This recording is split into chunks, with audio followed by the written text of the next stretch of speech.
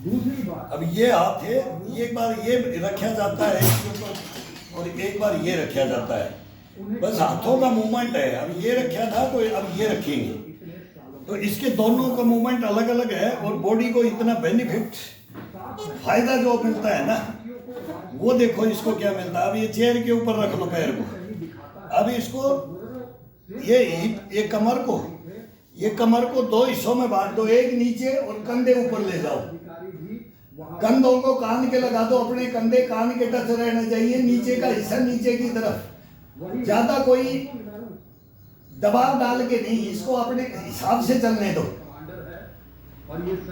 धीरे धीरे घुटने के लगाओ। कश्मीर में भाग लिया था और हिजबुल कमांडर मारा गया था, उसका भी नाम अब्दुल रऊफ था। तो अब्दुल रऊफ जो पाकिस्तानी लश्कर तोयबा का कमांडर है, गर्दन का मूवमेंट नहीं रुकना चाहिए। पूरी सेना खड़ी, ये बताता है कि आतंक के पीछे पूरी सेना खड़ी। और अगर दूसरी चीज आप देखें तो मैं ये कहना चाहूंगा कि हर देश के पास एक सेना होती है और पाकिस्तानी सेना के पास एक देश है। तभी आप देख रहे हैं कि आतंक और पाकिस्तानी सेना एक दूसरे के साथ हाथ मिलाए हुए, गठजोड़ बांधे हुए साथ साथ चल रहे हैं। जो दूसरी अजीबो गरीब बात हुई है, जो मैं वहां ध्यान ले जाना चाहूंगा, बहावलपुर और मुंगेर के जो आपने बताया, बहावलपुर में जहां पर मसूद अजहर आतंक की स्क्रिप्ट लिखता था, वहां कल रात उसकी स्याही सुखा दी गई, उसके कागज फाड़ दिए गए, उसकी कलम तोड़ दी गई और कलम ही नहीं उसकी उंगली तोड़ दी गई। 14 परिवार के सदस्य जब मारे गए,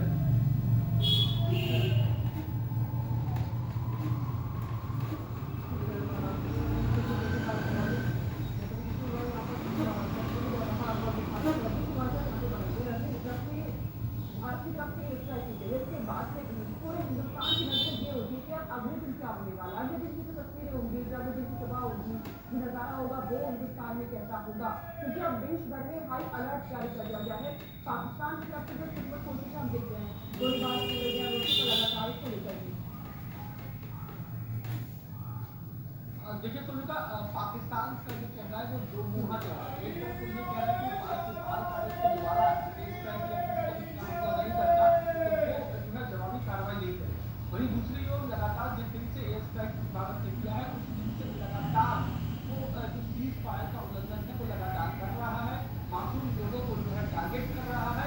और ऐसे में भारत को भी अच्छी तरह पता है कि पाकिस्तान पर किसी भी तरीके का भरोसा करना बिल्कुल जो है मुमकिन नहीं है। पाकिस्तान जरूर जो है वो पलट वार जरूर करेगा, धोखे से वार करेगा, चाहे वो पहलगाम में किया हो, चाहे वो पुलवामा की बात कर ली जाए, तमाम जगह मासूम लोगों को, निहत्थे लोगों को जो है वो निशाना बनाया गया था। तो ऐसे में लगातार ना सिर्फ जल सेना, थल सेना और वायु सेना, तीनों सेनाओं को अलर्ट पर रखा गया है। और ना सिर्फ एलओसी पे बल्कि पानी के अंदर भी लगातार जो हमारी नेवी है, जो हमारे जो एलओसी पे जो तैनात जो सेना है, वो लगातार राउंड द क्लॉक हर एक छोटी छोटी जो है वर्कर्स पर नजर रखी हुई है। वहीं दूसरी ओर जो एयरफोर्स है उसको भी हाई अलर्ट पर रखा गया है, ताकि अगर जो है वो पाकिस्तान चाहे वो एयर के जरिए, चाहे वो पानी के जरिए, या वो एलओसी के जरिए अगर कोई भी जवाब देता है या कुछ भी हरकत करता है, तो उसका मासूम जवाब जो है वो दिया जा सके।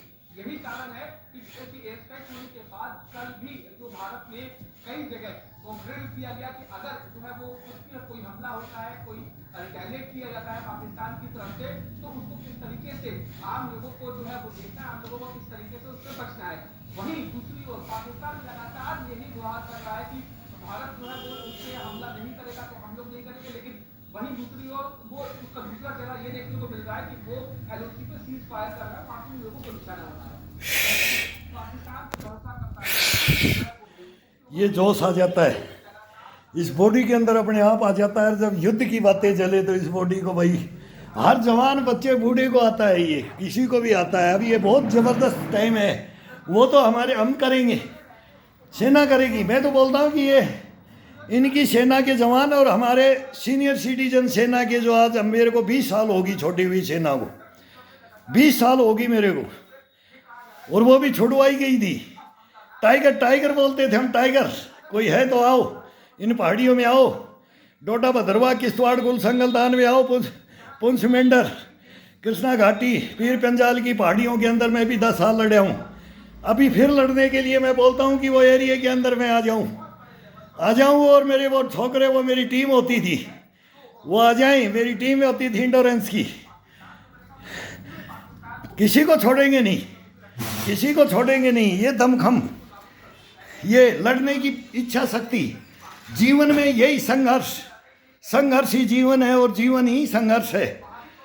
ये कोई लेके चले अपनी लाइफ के अंदर, वो है फिर वो, उसका कोई मुकाबला नहीं कर सकता, कभी मुकाबला नहीं हो सकता। तो ये लगन, जज्बा, जुनून और पहला सुख निरोगी काया, फिर देख लेंगे आने वाले को। तेरी माया तेरे पास, मेरी माया मेरे पास।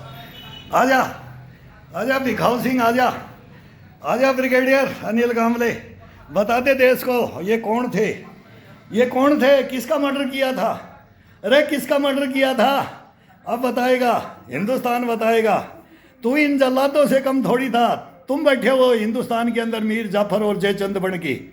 अरे तुम इनसे, हाफिज सईद से और इनसे कम नहीं हो, मसूद अजहर से तुम कम नहीं हो। तुम्हारे को मालूम नहीं है कि तुम्हारा अब कोई पूछेगा, हिंदुस्तान में भी पूछेगा कि हम बोल रहे हैं तो ये क्या बोल रहा है, ये सैनिक क्या बोल रहा है, ये कोई पूछेगा, हकीकत में पूछेगा। और तुम्हारे को सामने लाऊंगा, छोड़ूंगा नहीं मैं। वो तो चले गए, जो जाने वाले थे वो तो चले गए, मैं अकेला बचा हुआ हूँ, अकेला बचा हुआ हूँ। फिर बता दूंगा पुलवामा किसने किया, पहलगांव किसने किया, और फिर छत्तीसगढ़ किसने किया, और मणिपुर त्रिपुरा किसने किया, सब बता दूंगा। माओवादी से लेकर के तुम्हारे को पंजाब के अंदर किसने किया, सब लड़ाई लड़ा हूँ। 25 साल लड़ करके आया हूँ देश में। मेरे फादर ने 3 युद्ध लड़े हैं, और वो भी घर से जा करके, और हम भी घर से जा करके लड़ेंगे अब हिंदुस्तान के लिए। ये रिकॉर्ड होगा, ये रिकॉर्ड होगा। दो तो घर से जा करके, और फिर वापिस तुम्हारे जैसे गद्दारों की वजह से, तुम्हारे जैसे गद्दारों की वजह से हुआ ये, और अब भी फिर होगा। लेकिन तुम्हारे गद्दारों को मैं सामने लेके आऊँगा देश के। असली अब तो इनसे है। मैं तो 5 साल से बोल रहा हूँ, तुम गद्दारों आ जाओ, तुम आ जाओ इंडिया गेट लाल किले के ऊपर आ जाओ, और एक बार बोल दो हिंदुस्तान के सामने कि हमारे जैसे इस देश को तोड़ने वाले हम हैं, हमारे जैसे इस हिंदुस्तान की सेना में आते हैं। ये जेएनयू और ये ऑक्सफोर्ड और ये कोलंबिया, ये पढ़ करके आते हैं ना, कैम्ब्रिज ये पढ़ के आते हैं ना, बोले हमने पीएचडी की है। वो पीएचडी वाले ही वहाँ पार्टियाँ बनाते हैं, और वो आज वो नेता बनने के लिए फिर वहीं चले गए हैं। वो चले गए, तुम्हारे वहाँ कारण गए हैं। ये तुम पालते हो इनको, तुम हिंदुस्तान के अंदर पालते हो, इस देश को तोड़ने वाले हिंदुस्तान में बैठे तुम इनकी सपोर्ट करते हो, सरेआम सपोर्ट करते हो। 30-30 हज़ार में तुम बिकते हो, 30-30 हज़ार में बिकते हो। जवान का मुंह बंद करने के लिए जवान की गर्दन काटते हो, पीठ में छुरा घोंपते हो, पेट में लात मारते हो। तुम आओ, अरे आओ, आप देश के सामने आओ, कायरो गद्दारो, आओ ब्रिगेडियरो, जनरलों, मेरे सामने आओ, बोलो FIR दर्ज कराओ, दिल्ली के अंदर FIR दर्ज कराओ, लुटियन जोन में आ जाओ, चीफ जस्टिस के सामने आ जाओ। न्यायपालिका कार्यपालिका देखेगी तुम्हारे अधिकारों को, देखेगी तुम्हारी कलमों की पावर को, कि तुमको गद्दारों ये कलम की पावर कैसे दी थी हमने। रोएगा चीफ जस्टिस हिंदुस्तान का, वर्तमान रोएगा, बैक वाला रोएगा, आगे बढ़ने वाला रोएगा, याद रखेगा, और वो कानूनों में संशोधन करेगा। ये गृह मंत्री करेगा, ये रक्षा मंत्री करेगा, प्रधानमंत्री करेगा, और करवाएंगे ये। जब तक देश नहीं सुधर सकता, जब तक तुम्हारे को हम नहीं सुधार देंगे। तुम्हारे को जब तक हम नहीं सुधारेंगे, तुम नहीं सुधरोगे, तुम हमारा राशन पानी सब खा जाते हो, सब कुछ लूट लेते हो जवानों का, तुम कुछ नहीं छोड़ते हो, उनकी मान मर्यादा को भी लूट लेते हो। तुम क्या, तुम्हारे को बोलूँ मैं, क्या बोलूँ तुम्हारे को। सचेत हो जाओ, और तुरंत आकर के माफ़ी मांग लो, जाकर के माफ़ी मांग लो, आकर के गृह मंत्रालय में माफ़ी मांग लो, ये नोएडा के अंदर माफ़ी मांग लो, जाकर के अर्णव गोस्वामी के पास मांग लो। मेरे को तो वो सुनता नहीं है, तुम जाकर के बता दो। एक जवान आया था, वो मेरी पोल खोलने के लिए आया था, वो बता दे भाई, बता दे। और फिर वो सुधीर चौधरी के पास चले जा, रजत शर्मा के पास चले जा, अंजना ओम कश्यप के पास चले जा, दूरदर्शन में चले जा, यार तू कहीं तो चले जाओ तुम, लेकिन मेरे को तुम गंदा मत बुलवाओ। मैं अब तुम्हारी माँ बहन भी किया हूँ, पहले मैं किया हूँ, मैं मीडिया का भी किया हूँ कि ये मीडिया क्यों नहीं सुनता है, चौथा स्तंभ है। अरे अब देख लो ना, ये किन के कारण होता है, ये कहाँ से आए, कैसे आए, मैं यही तो बताने आया था तुम्हारे को। अरे यही इन्हीं को तो गद्दारों को पकड़वाने के लिए मैं नोएडा के अंदर में 3-3 दफा धक्के खा लिए। 3 साल में कंटिन्यू 4 साल हो गए मेरे को धक्के खाते हुए। मैं रोडों पे तख्तियां लेकर के डाल करके नहीं घूमूंगा, मैं इसी वर्दी की हिंदुस्तान की बेइज्जती नहीं करूंगा। मैं घर से बोल दूंगा, घर से बोल रहा हूँ और घर से बोल लूंगा। जब तक नहीं सुनोगे तब तक बोलूंगा, मरूंगा तब तक, जब तक कफन नहीं दोगे तब तक बोलूंगा। ये मेरा प्रण है, जब तक कफन नहीं दोगे तब तक, मेरा मान सम्मान वापस नहीं लौटाओगे, मेरे को तुम्हारी अठन्नी चवन्नी नहीं चाहिए। लेकिन ये इस हिंदुस्तान को बचाने के लिए सच्चाई चाहिए मेरे को, सच्चाई। वो सच्चाई है कि नहीं है वो आकर के बता दो, या तो मैं गलत हूँ या तुम गलत हो, बता दो। बहुत सुनहरी मौका है ये, देश के लिए इतना सुनहरी मौका है कि हिंदुस्तान के अंदर ऐसे गद्दार पैदा ना हो। बस बस।